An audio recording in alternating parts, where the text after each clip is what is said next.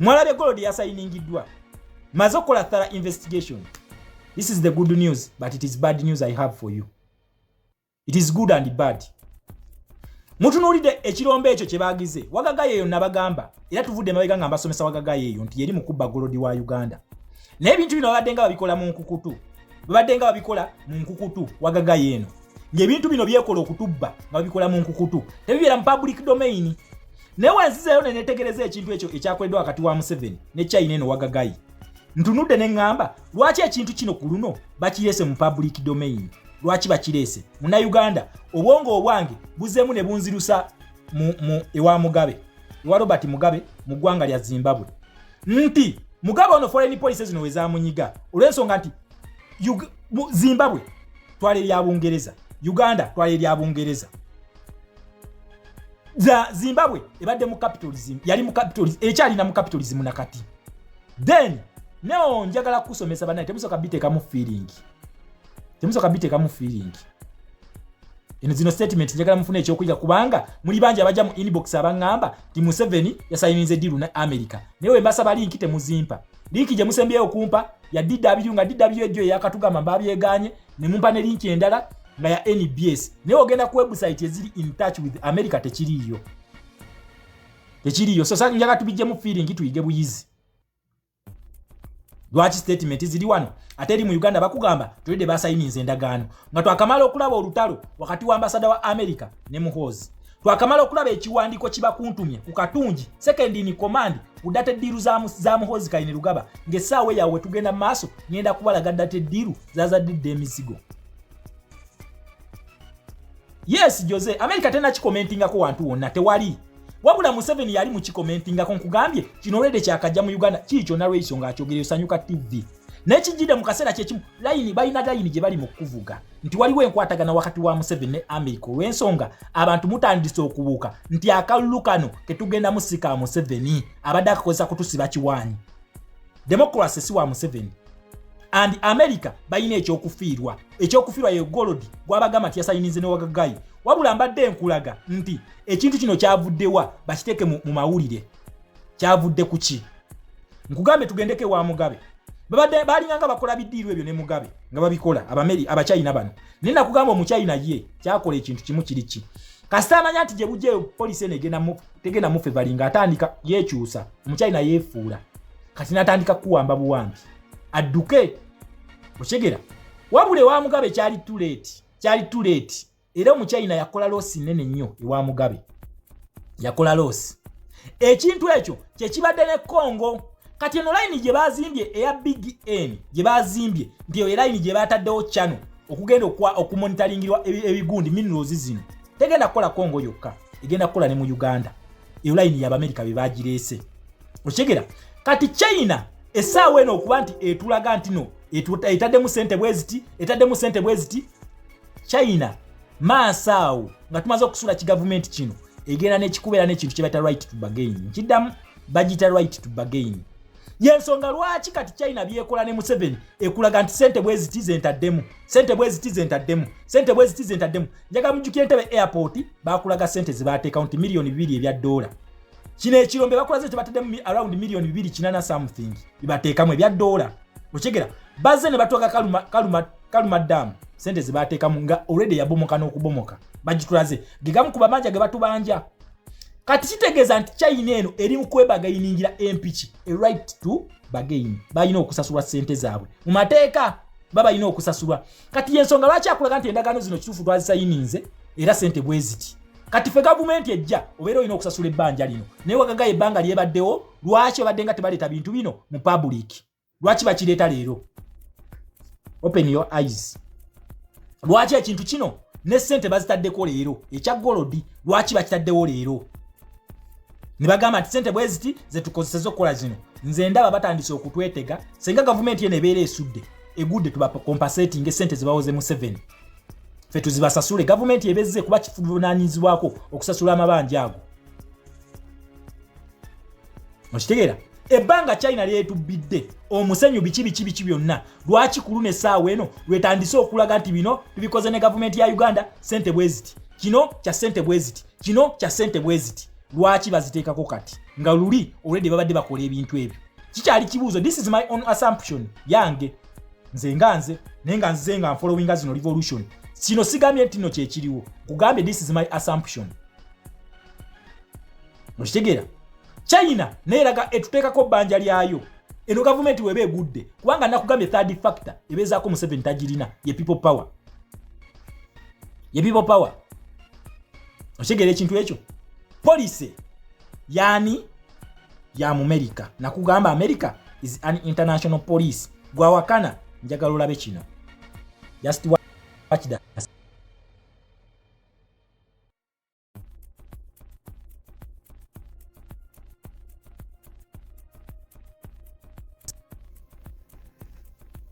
Yiyo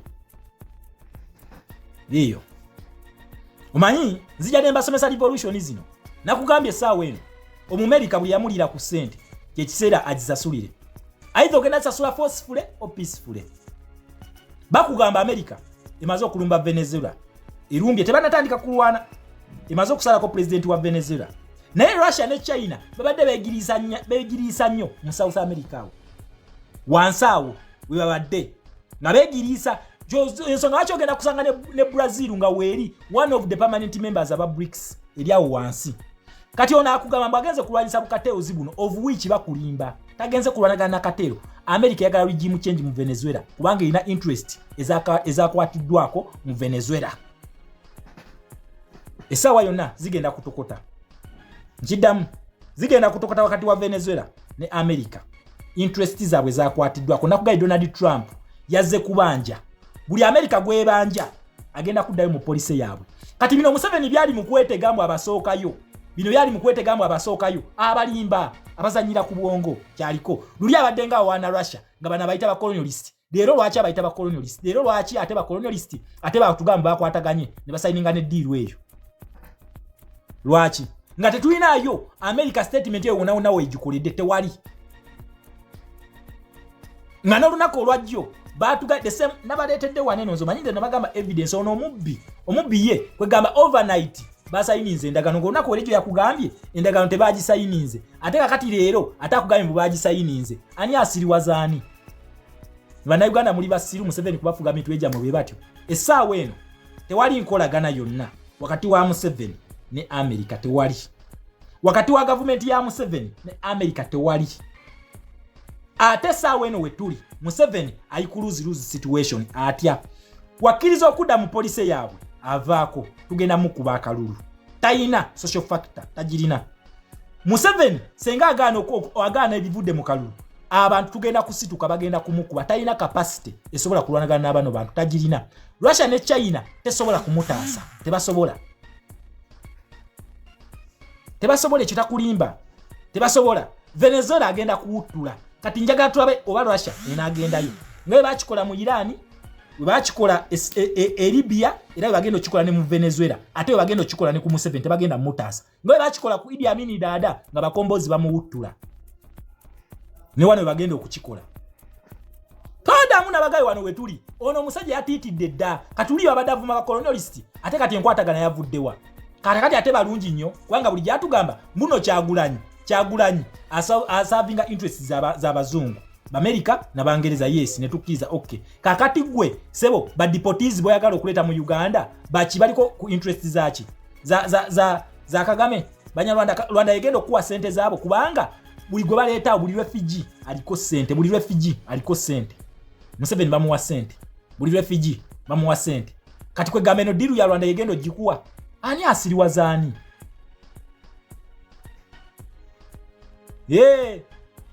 Mutesi dictator we Venezuela bamusala undinze dda bamusindikidde amaato asatu gali agetabu amakubi bagasindise dda kati naye mukutiisa agambye mwategesa abantu obukadde bunamu emitwalo 5 bagenda kulwanagana n'Abamerika katulinde tulabe naye nga bakugamba deployment gye bakoze Amerika gyatutte mu Venezuela si ya mirembe ayagala regime change ajagala oyo dictator alina okutuula ebbali kakati wewe balumba wa Venezuela ate wa Uganda lwaki tebamulumba ate ng'enensi nako ku Uganda interest zo America nkugambye z'amaanyi nnyo mu Uganda awo Venezuela America ekaya agirumbye naye ate mu Uganda okuliko n'omungereza kwali. That is a British protectorate. A protectorate, not a colony. Kubanga colony kyesinga ku protectorate nti yo colony ebeerako ne terms ezimu ng'esalawo ne mugamba nedda baba tetubikkiriza tubiganye colony kuba ye independence ye babeera bayita mu kulwana naye ne yaffe eya Uganda yo bagamba bugambi muli basiru tukkiriza sayininga wano nti muli basiru ne basayininga ne bagamba muli banafu tukkiriza tuli banafu sayininga wano nti muli banafu ne tusayininga ne bagamba okuva olunaku olwaleero Uganda egenda kubeera British protectorate. A protectorate is a state protected by another state. Kitegeeza nti byonna bene ebizibu ebigwa ku Uganda Bungereza yirina okujja. Senga tufuna international, senga tufuna external war olutalo nga luvudde ku nsi nga tezigwa mu Commonwealth state. Bungereza yirina okujja erwanire Uganda because we are a protectorate. Protectorate kitegeeza wabula colony yayina amaanyi ge yeesigaliza.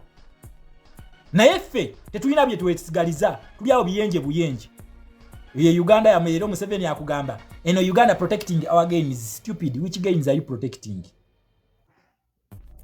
Otegere ekintu ekyo ono nakugambye ku luno yazze amazeeko buli wali dictator ng'okwatagana ne Russia emyaka ene eja Trump ogenda jiwulira buli abadde yefula nti ava mu ndagaano ya America agenda muwulira agenda kumuwulira ekyo nakibagambye yalumbye dda wa Traore yamulumbye dda gwe bayita Omumerica aliwa Ibrahim Traore agamba France oba bikulemye nze kanzijengezeeko tulabe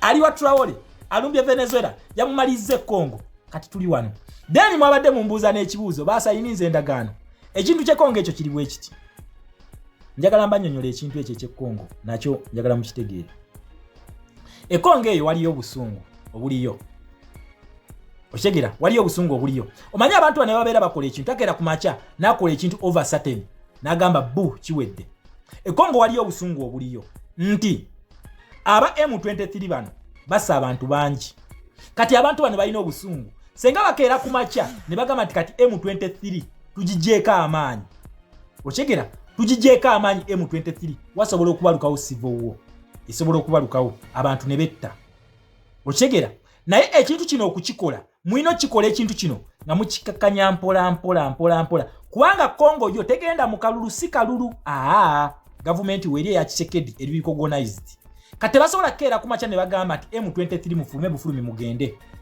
temucha ina manyi remember bana abantu ba Congo bagenda kubeera mu within the society kate ekintu ekyo okukikola oku minimizing omusaayi okuyiika balina okuneutralizing abantu bano mpola deni paka ebatuuka ne babikola ki ne babibeerabiza naye okeera ku macha n'ogamba bugamiti M23 mugende temukyalina mandate wano wasobola okwalukawo civil war within Congo ne batandika okwetta of which essaawa eno mu America move zazanya ziri gundi nnyo yegendereza nnyo okwewala okuyiwa omusaayi yensonga lwaki ekintu kino akitwala mpola wabula M23 eri neutralize kati mulaba n'obulumbaganyi tebukyali bw'amaanyi nnyo si bw'amaanyi okitegeera lwaki nti twabokoza Uganda ne Rwanda babagaye bakoleki bafulume kati kitegeeza nti essaawa eno M23 eri week kyovula bakati abaana b'Abazalendo bagenda eri mu bitundu ebya M23 ne babakuba wamala bakuba ate ne baddayo Wazalendo ino obusungu kati senga bakeera ku macha ne bagamba nti M23 tubajeeke mundu kati ate bano basobola okulumba ba M23 ne babatta then number 2 abakulya M23 senga endagaano zikuba nabo baagala babagaininge abakulya M23 nti tuina Colonel Nanga wede bamusalira dogo okufa tuina Sultana Makenga bamusalira dogo okufa tuina n'omuntu tuina nani ne Joseph Kabila ali mu kooti naye omusango bamuteeka ku gwa treason kalabba kati okuteeka win-win situation because these are Congolese bano ba Congo nga tujjeko Buneno Bukagame ne Museveni these are Congolese kati bano baagala basolovinga ekintu nga buli side egenda kufuna ki win-win situation nti bali bafune ne bano bafune kati government ya Tshisekedi balino giperereza okulaba nti ejjako abantu bano ebintu biri byakola ki byabateekako yensonga lwaki ekintu kino tekisobola keera bukezi ku macha ne kigwawo bugwi wabula mwe wamwe Uganda akalulu kano we kajja ne mukawangula mugenda kubeera mu masanyu kitegeeze wamwe it is a different case with Congo twogera ku Congo na side zombi ziine mundu Okitegera gye twogerako Congo. M23 erina nene erina. Kati side eno wemana okumanya nti eri side teina mundu. Kitegeeza ki? Wagenda kubaawo okufa kuli okw'ettabu. Kati balina bikola mpola. Okitegera yensonga lwaki baakute ne bagamba katukozese tuulu yaki ya sanction. Nti kati abayeekera tebakyakirizibwa kukola ki? Abayeekera tebakyakirizibwa kutunda bya bugagga bino kubanga babikubye sanction. Naye ate ku side ya government ate babirese. Okitegera government yefulumya kuwola de bagitaledewo line nga bayita mu kampani ya Big N. Okitegera bataddewo line mwe bigenda okuyita. Naye ate abayeekera bo badde tebalina line kuba monitoringira tekubadde. Kati ensonga lwaki bo bakubye sanction. Kakati ate eno tebakubye eyo. Okitegera kubanga ki tebagala musayi guno kuddamu kuyiika. Bagala embeera ekakkana mpola. Kibanga amatanga gabimbye nnyo. Oyina kendeeza akaliro nigagenda nga gakakkana paka gasetolinga. Yensonga embeera eri mu Congo. Okitegera yembeera eri mu Congo. Kagame ne M23 amagye ga Kagame tegakyaliyo. M23 kugambye ennafu. Amagye gatandise okufuluma. Nabala David Bass nga bafuluma. Okitegera gafuluma mpola. Yena kote baso akikola nti Kagame wuli yagenze. Ayina fulumya mpola amagye ge mpola paka ibanagwayo. So wekiri. That is the case with Congo. Then abadde baogera kuwagagayi wano banange wagagayi company ya China. Nabagamba utawo lugendo okubya mu 7 balita de-dollarization. De-dollarization mu 7 avuga interest za America n'Abangereza. Nga Bungereza zino za interest za 1894.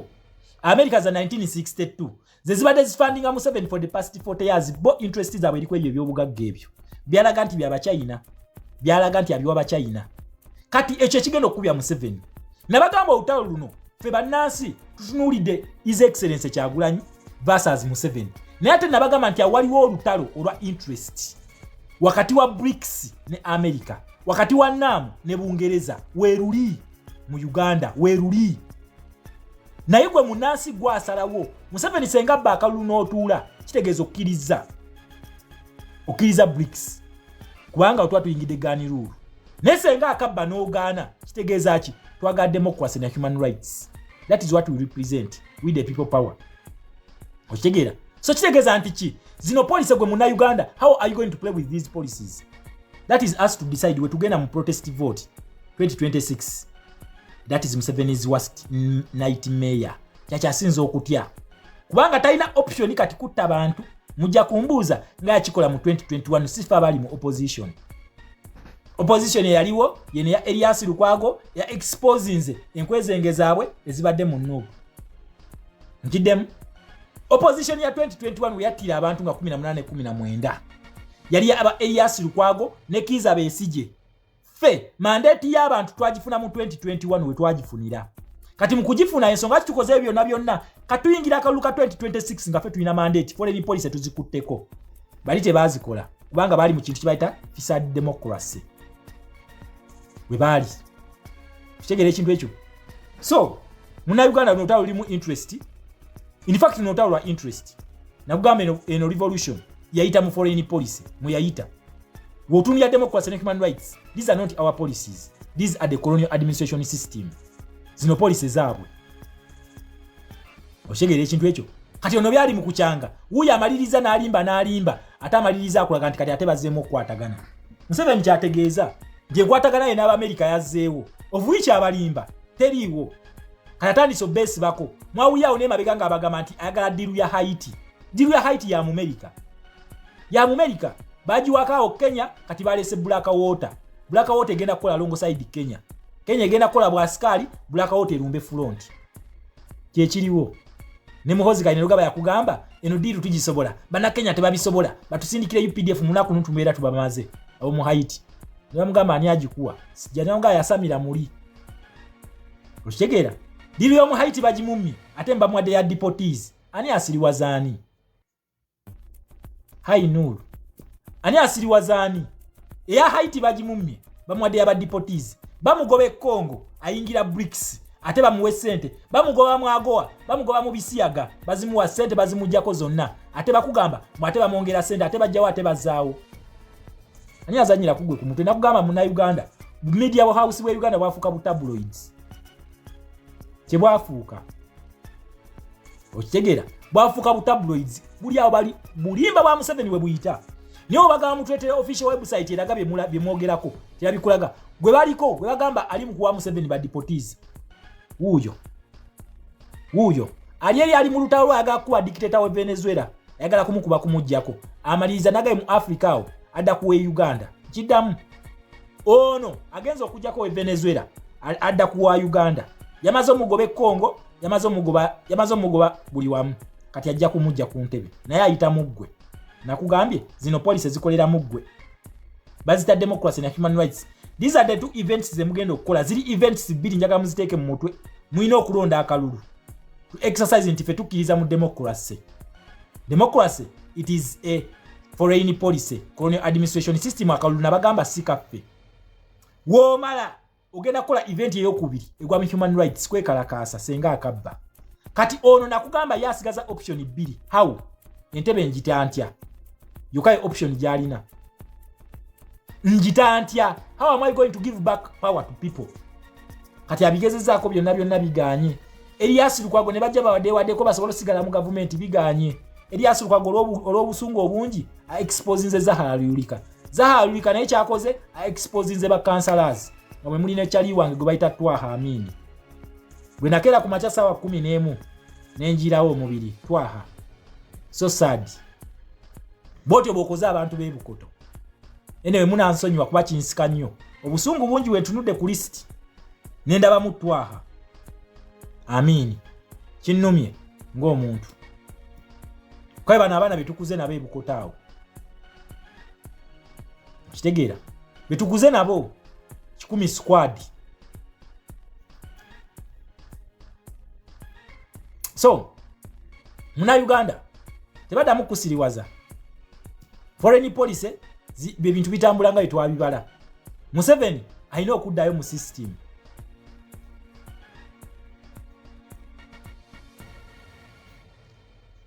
ati gwagamba blackmail tuwe evidence it is blackmail gituwe kyogamba mwala Amisi Kigundu teguli mu control ya Amisi Kigundu temusiriwaza ate bantu tetuli basiru we call a spoon and a spade we don't call a spoon a small spade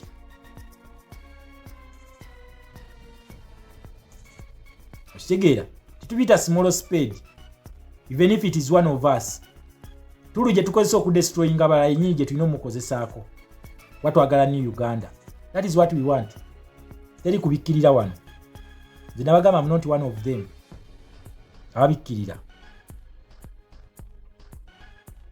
Okitegera the serious mu kubabikirira ate mulinda bantu mbikirira omuntu Mama Kampala gwenjagala ennyo ne Shakira Nakato we bali kwatirwa mu corruption scandal nza agendo soko basabula ekyo nkibabuulira I give you my word ono ne Mama Kampala Shami mu Malendo we bali kwatirwa mu corruption scandal nyenda jiwanika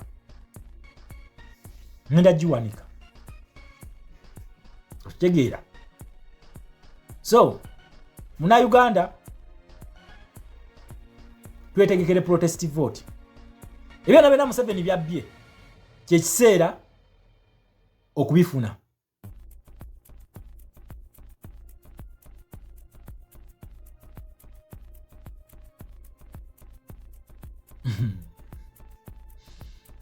Nero kobadde nga tusomesa ku kintu kibata fisadi oba wakajja kucyankalanya kirasi obadde nga tusomesa oba wakajja kucyankalanya kirasi kuba tubadde tuvuddeyo Elias Lukwago is an agent of Fisadi tekolera opposition tekolera mu government ekolera mu opposition tuli mu kintu kibata revolution kasengejja let them prove they are innocent for as long as they are silent their silence means they are guilty. Silence is another way of accepting defeat. Bajeba to proving and tebali guilty. Msegera. Totuloze santife. Ate katika today ate bupya. Munchankalanyiza. Buli wenva kuzahalanga munzi zayo. Temutuloze santife amaso gafe begala babichamu. Amaso gafe begala bebitufu. Twalabye olupapula nga lusayiningeko. Nga lusayiningeko Zahara Lulika nga sayininze ku minutes. Oshegera nga sayinize ku ministry twalulabye amaso gaffe galulabye ne twaba listi y'abakansalaza abalidde n'abataalidde twabirabye we saw this and what we saw is the right thing. Mwabasiriwaza abantu omuntu alidde sente z'erubowa ate mubuzaabuza nti peneti parliament yaziisa neziwa government yenzibi. Oshegera yes let them come and clarify it sibabi.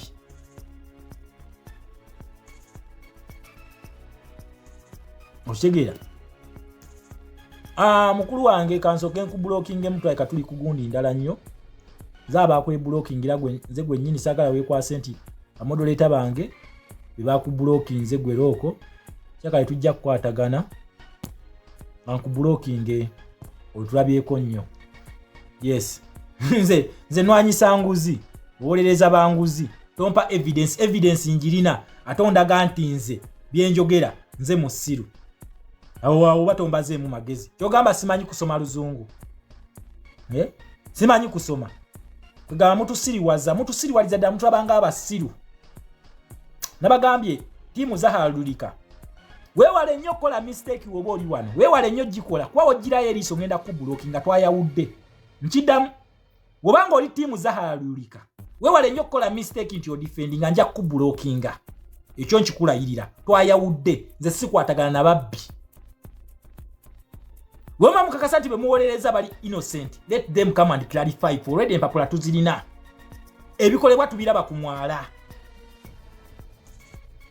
Oshegera tubiraba amisi kigundu yasibyeko dde ekibaati abantu basendeddwa report yafulumye edda abali ya sente Elias Lukwago agifulumiza Elias Lukwago agent wa Museveni kino ekintu bakirese tukubirako ate twagala ekibiina kyaffe kirage ekintu kye bayita integrity ate gondaga nti nze saalabye kati ani abasiriwazaani nalabye I saw and what I saw is right. I want them to prove me wrong. Zahaluika ye speaker wa KCCA yali leader wange no stage gwawo twamusindika kulabisa ne yesibide mukasonda abba atonga manti kyenalabye si kyekyo. I give them time katugamba gwa batamba tombaze magezi mukulu kyogamba kyenajja musikitegeera nakugamba nze teban challengingisa mutwe yimirya ku principle jo yimiriddeko nakugamba nze mbanjogera ekintu nyimirya core values nyimide core value baita integrity. Come and prove me integrity yo jo yimiriddeko ya chiwanyi. Integrity deals with honesty. Then tuinane discipline. Bye nyimiriddeko kati bye njogererako. Kakata tego improving anti nze bye nalabye si byebyo. Mukulu bino si bya kuolereza. Revolution ina principles zayo, ina policies zegoberera. Kweziri. So timu zahalulika. Wewale nnyo ku commenting anja kubulokinga. Ekyo nkikulayirira. Nja kubulokinga. Kati mbulokinga twayawudde ne obango waddo ina kifo kyo wesimbyeko I am going to decampaign you because ebirowoozo byo biri mu lubuto ogenda nawe ogenda kukola nga abalala kyogenda okukola nze nabagamba sajja kulwa bufu najja kulwa revolution siriwo ku defendinga muntu unless ng'omuntu ayimiridde ku mazima Shamyo Malende kibadde kimukubisa lwa kuyimirira ku human rights kibadde kimukubisa wabula abadde bamukuba bonna babadde basasule nga n'abamu babaliisa ebyennyanja n'effene kati gondaga nti saabalabanga bali affene saabalabanga bali ebyennyanja saabalaba nti basasulwa saakiraba bugezako kumprovinga nti ndi musiru ekyo Museveni kyabadde atukola kuleetera ekyo nti gwe kyolaba ekyo si kyekituufu wabula ye n'akuwa ekikye n'agamba aba bantu tetutta abantu Kyagulanyi yabattisa naye nga walabye nti Marinos bamutwala mu barracks ne bamurepinga Oshegera ne bamurepinga na contractinga sirimu namufuna wamala okumufuna owamaje nagamba Kyagulanyi yattisiza Marinos kati naawe obwongo bwo oyagala obuteeke mu Kyagulanyi yattisa Marinos wabula gwe kyewalaba si kyekituufu. I'm not that person, please. I am not that person. I say what I see. Oshegera kyentunuulira kyendaba nga nkirabyeko gutonteerawo kifaananyi ky'okuncreatinga illusion. That is called reverse psychology.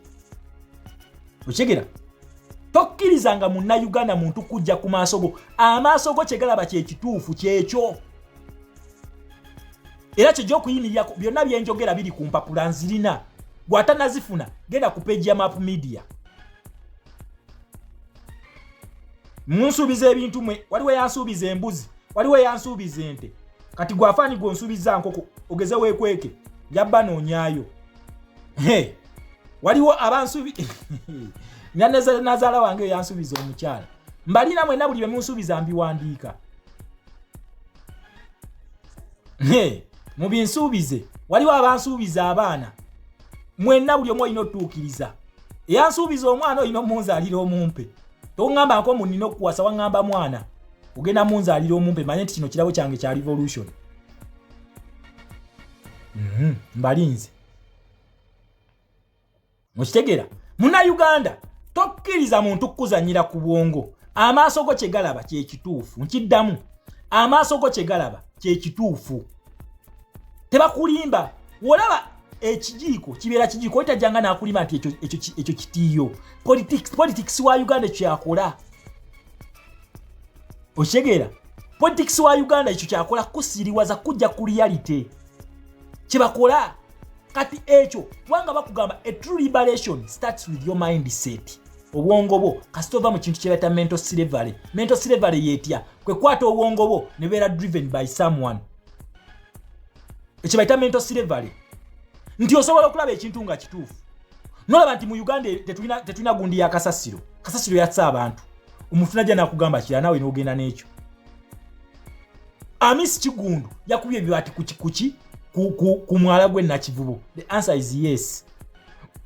Elias Lukwago yatuletedde empapula nti council ngekuli ekulemberwa Zahaluliko wa National Unity Platform ye yatuza meeting eyo eyawa Amisi Kigundu olukusa okola ekyo kyakoze kye kituufu ekiriwo kyekyo kino ekintu kyabaddemu enguzi baba wenguzi let them come and prove nti enguzi tebagirya kino kye tukola bakita holding your leaders accountable beba kugamba muno toyangwa kujajinga hold them accountable until they prove they are innocent. Before they prove their innocence, I will hold them accountable. That is the revolution. Ojibata revolution. Tokiriza muntu kusiba mimwa. For as long as the revolution ita muchikibata human rights ne democracy. Human rights involves freedom of speech.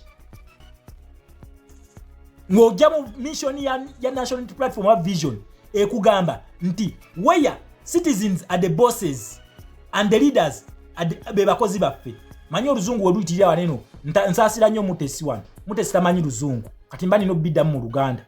Saga nnyo kwogera luzungu wano. Mutesi abatajja bitegeera. Okigera ekintu ekyo. Bakugamba ati mugundi ezaffe bagenda kukwata amaanyi bagaddiza abantu. Okigera ndi ku kintu kye bayita freedom of speech. I am holding my leaders accountable. Mwabye ku mpapula z'endaba. We musirikayo wa silence means mwabye. We mbate mwabye muje mutugambe nti tetwabbye. Teri kansala n'omu ku list yafulumye yaze kutugamba nti yabye wakanye. Ate kakati onandaga tinze kyenjogera andi mu kyamu. Please.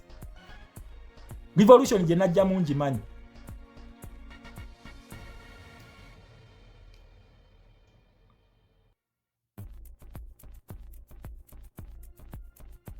Webale nnyo Small Daddy.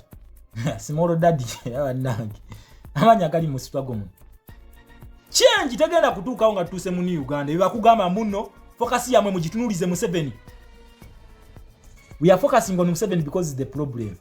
Netu ina baneno ba stumbling block. Bwe tutazijja otetugenda tuka ku 7. Na kutukugamba wo lwanyisa dikita. Mu 7 tuyinza n'obutamukwata. Namanya nti kati abantu bange bonna babakubye. Mu 7 nazaake emisinde nadduka ne mutamukwatako. Kasita amanya nti no bano. Wanga ne president yabagamba Museveni ono asobodde okutunyigiza kubanga ffe twakkiriza atukozese. Newe tunagaana tukozesa. Museveni agenda kuba talina gwakola ki gwakozesa.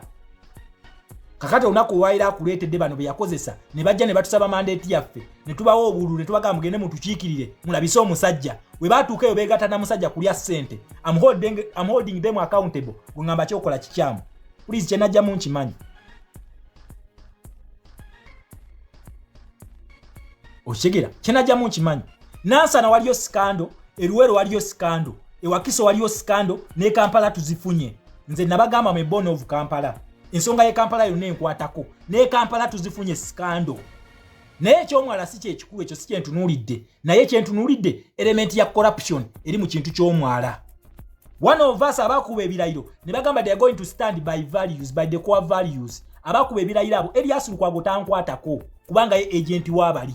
wabula bana abange benjagala they come out and they prove ye kintu twakikoze wano wemba gambide nti goe nawe nabaddeko omuledi muno ngo obadde timu zahalyulika ngo kuba Shamimu Malende banange munansonyiwa wonsanga n'otambuza sigenda kunyigira kuba twabamakinze face za mwe tuzimanyi twabamakinze face za mwe tuzimanyi. You are the people who sell our comrades. You are the people who support our comrades. Nabatwala Sauda Madada yakulya timu eyo nkidamu atenze nabagamba nze sogera kintu n'enkizaayo nze okunzizaayo ekintu nga nkyogedde muganda wange oba olwanyi.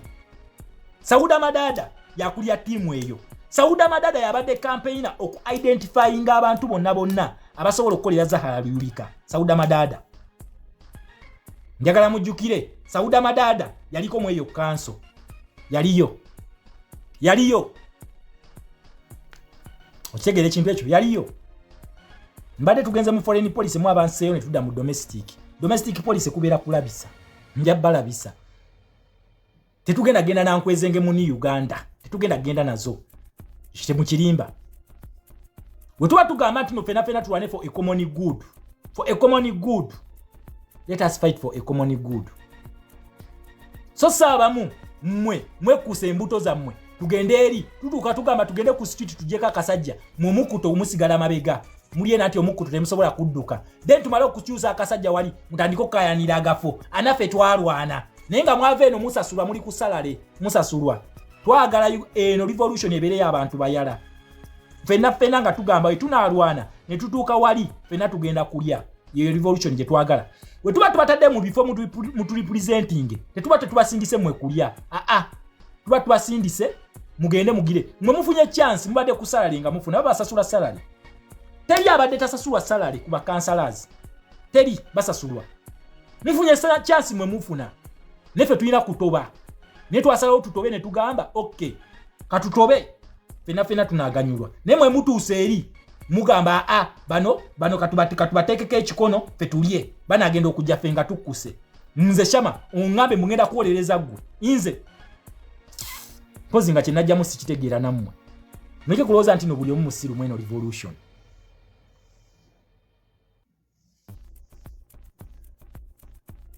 msigera buli omu musiru mweno revolution ngenda kwogera kwene ensonga ngenda kuodinga ekitebe accountable paka nga tufunye solution nkidamu ene ensonga sigenda givaako ngenda kuodinga ekitebe accountable ne secretariat paka nga tufunye solution and a solution that we need if we prove them they are guilty we disqualify them.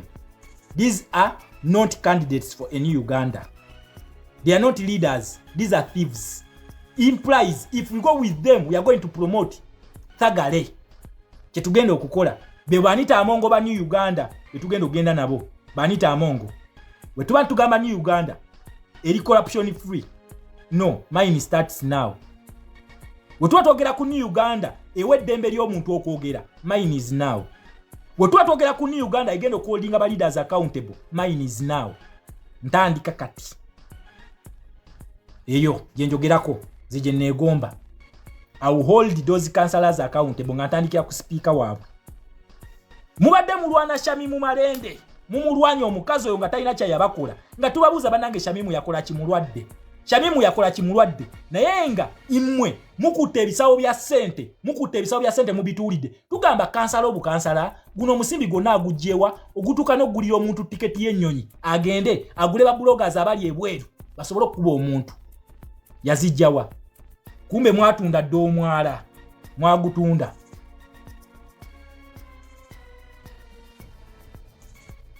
oshegera mwagutunda dda muli eno mukuba mwefuula muno nammwe enjale baluma muli bayala bannaffe kumbe mutukongooza bigere kati nze olunaku olwaleero ngamba munze nkusiriikirire nze Shama yeah, that is not me lemuliko mbu okuba kibiina kati mulimu okuba kibiina zahalulika ekyekibiina kyemugamba nze siri kibiina zahalulika ne bakansala abo kyekibiina zahalulika kyekibiina ye kati kankikube bwe baba nti babo kyekibiina kankikube sitidde ekyo sitidde ngenda kikuba naye nzimanyi nti nkikola for the good of this revolution Senga Shamim Malende twamuvaamu omukyalo ne bamukuba ne bamuteeka mu deportation nga bwe baali baagala.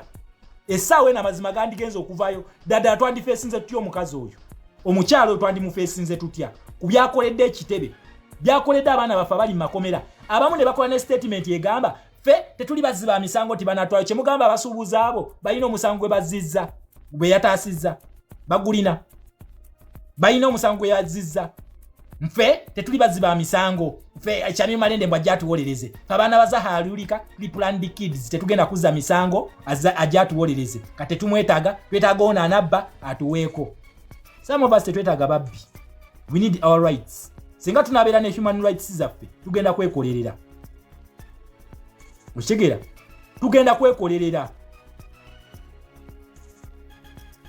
Some of us we don't need. Twagala petty things. Nedda baba.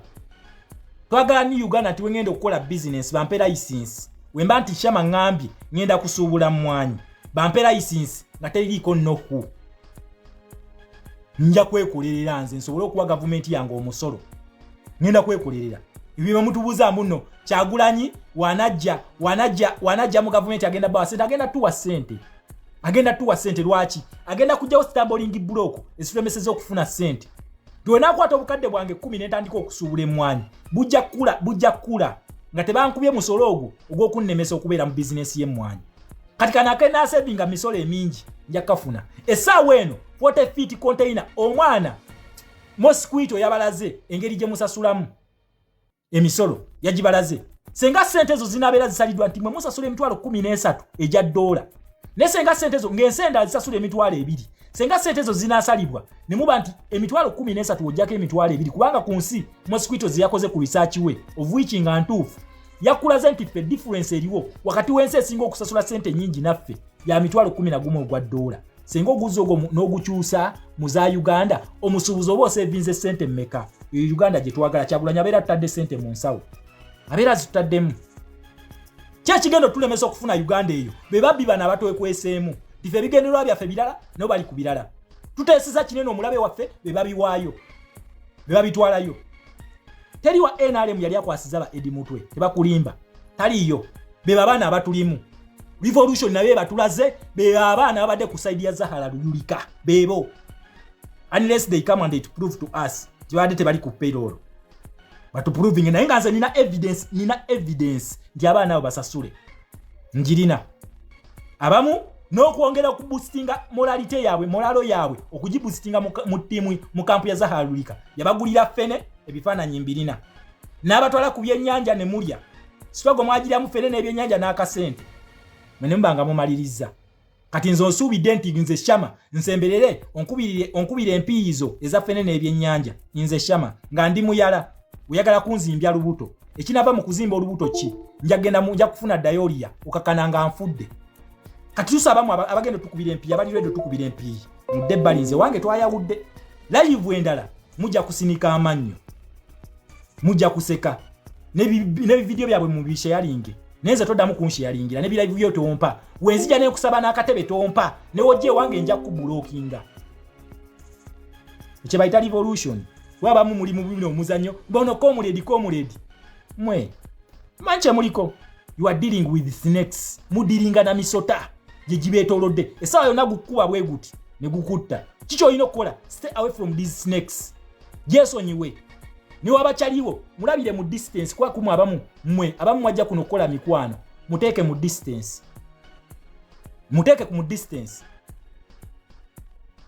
they are going to hunt you.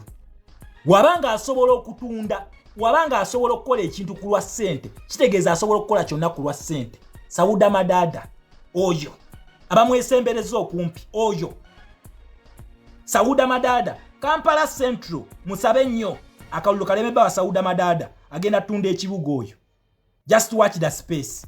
Oyo dira agenda kutunda ekibuga ekyo nkibabuulira. Musabe nnyo baleme kuba wa Sauda Madada already gundi zonna zibala ze signs ziweddeyo. Yeah, she can do anything for money. So disappointed with our foot soldiers. Bana bayise mu aso naye ati last batulaze tinafa akasente tukeetaaga. Nzere kamba buulire mu Uganda wonoonyo omuntu akyasinze okubeera yala nze Shama ndi omu ku bo. Naye ate nkukakasa nti ku bantu abayise test zonna eza ssente ndi omu ku bo. Nkiddamu wonoonya abantu abakyasinze okubeera yala ndi omu ku bo. Naye ate ku bantu abayise test za ssente ndi omu ku bo. Osobola okubuuza Shafi Adams ajja kubuulira nti oyo twali tumulowolezaako nti yadduse ne ssente naye n'atuprovinga wrong. Shafi Adams ku kitebe bamumanyi mumumanyi. That was my commander nga tunoonya DR forms. Ngwede bamaze ddala okumpisaako ekirango nti nze nadduse ne ssente omulimu sigukoze. At last ne muprovinga only that oyo omusajja naye wa mazima yaŋŋamba Shama niwe nsandigambye ekintu kino already twakyogedde obadde tojja kitegeera nenjaga kinveeko ku mutima naŋŋamba ekituufu twakulowoleza nti wadduse ne ssente naye tuprovinze wrong nga nina n'obululu obubbe bwe twalwanira nga mbulina naŋŋamba tuprovinze wrong. Okitegeera ne nalina ssente zisoba mu miliyoni ennyanga nzina ate nali Biden nga sizifunangako ezaawamu. Ne we natula mu kasonda bwenti ne ndowooza ku Franka Senteza ne ŋŋamba nze nziruke ne ssente zino nzibbe Franka Senteza naye we yandibaddewo ssente zino yandibadde tazeetaaga. Let me do the right thing. Bino ebintu si byakugaggawala but it is about doing the right thing. Even amindisiti ng'onyigiriziddwa ku kisenge nkugambye bino byenjogera buuza Shafi Adams ajja bigamba ng'oyo omwana twamulowolezaako nti yabba ssente n'atuprovinga wrong. Ng'abaana badduse bye twalina abamu beewaayo ne ku poliisi nti babakutte. Okitegeera namisingako visa ya UK we nali njeetaagira. Njagala muddeyo ku peegi ya Kimbugwe Live munoonye Fuutu Soja eyasookera ddala okwapiyalingira ku peegi ya Kimbugwe wemba siyenze mujje muntemeko omutwe. Fuutu Soja yasookera ddala diru yali ya visa ya UK naye ngenda okulaba nga byakkuba ono omusajja gwe nali naye ebbanga lyonna nga tutambula naye nga byatugamba okwogera nga si bye twogera. Nicholas mumumanyi oyadduka ne ssente yali mu Western Uganda bye bakkiriziganya nabo basobola okuitinensi nga mboyo Shama yatweyawulako n'agaana. Eyo visa ya UK kummwe bw'obanga osobola okulya obusente obutono bwa Zahara Lwika bwakuwadde kizibu nnyo kummwe okubuuka visa ya UK. Okitegeera kizibu nnyo. Yunayo test n'enjiyita. So nsogera binene mu just kwewana bwewani n'ebintu byenjogera nkuwerako ne gundi ne reference ne gagenda obuuza ono ku kino. Kubanga abantu abamu bajja ne kuno waliwo bafuutu soja abapya baakajjaawo bameze nnyo ebiwawaatiro balaba nti bakitalo nnyo akusanga wano ku media n'akugamba mwe mulekaanire eno ku media mujje wano eno ne tebamanyi kitwayita mu hero. Tebakimanyi bo balowooza nti be basoose olw'okubanga we bajjira nga ffe tetuliiwo nga fensi etadde mu dimension endala. Era akusanga wano ku live n'akugamba gwe temulina kye muli mulekaana bulekaanyi mujje ku ground ffe tuli bakitalo nnyo. Banange twatestinga tiya gas oli nga tannabeera mu Saabulule. Oli tiya gas wa Museveni ali konko yasookera kuffe. Naye twasalawo tubeere low, we lie low. Naye osanga omwana ali ku gundi n'atandika okuzalawa ye wa kitalo nnyo naye nga yakajja w'omubuuza ebintu bino byali bitandika waliriddawa nga tasobola kunnyonnyola. Naye olwokubanga akusanze ku media yatandika okulaba ng'oli ku media nalowooza nti wa kitalo nnyo. N'akuzalawa n'akola ki n'abalala ne bali kuli olwokubanga bakubi banduulu naga mwe mulekaanira bulekaanyizi ku media mujje wano biralamu. We were there before you, we shall come back when you are there, and we are here when you are there. We tuli awe muli zino uniform fabazi introducing nkiddamu zino uniform fabazi introducing azasookera kuffe ezibanyumira leero mwe mutuzalayira nti ffe tubeera ku media kuleekaana. Ono okuba nti ye president wa Uganda leero there was people there abali balina okulya tear gas and I'm one of them. Naye omwana yansanga ku live n'ankola bwati naye ng'omubuuza mu struggle wajja ddi. Wallahi teyaliwo ne omubuuza DR form emu bweti n'omubuuza gwe wakuuma kalulu kawanga tasobola kukubuulira naye nga yeerijja ku muntu eyina over 68 polling stations West Budama North yonna yali yange ng'omusajja ono afuuka president. So let us have respect for each other. But let money not turn you from the biggest cause je tuliko. The biggest cause. Greed tusoke tujireke. Let us go for a common good. Fena tufune. Wala zino sente zibalabisa bulabisa. Abantu ba Museveni abatewe kwesemu akuwa sente kulabisa. Wala ibafutu soja babalabisiza. babalabisizza bakyali bange nze mbabuulira babalabisizza musigera babalabisizza ate nze ne bw'onoonya omuntu agenda okugamba amazima yenze shama njaga kugamba wadde gakuluma bwe muliko bafuuti soja tebagambwako nja kugamba amazima nti bakulabisizza mulimira Musa bakulabisizza boyi sente za halumbika zikulese bulere ebbanga lyolwaniridde kamera eyo ku president waffe kulasti nze sikyalina respect gye nkuwa era sisobola nakukubira saluti sisobola jeno kufa sisobola kukubira saluti sisobola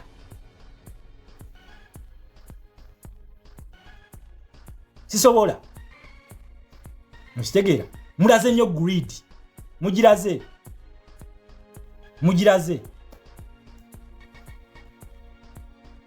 nze mundaba wano siri muntu yali avumye ku Sky Soldier simuvuma akatenga sisobola namuvuma kubanga bwe bali batusomesa ebintu bino batugaba buli omu ayina level of submission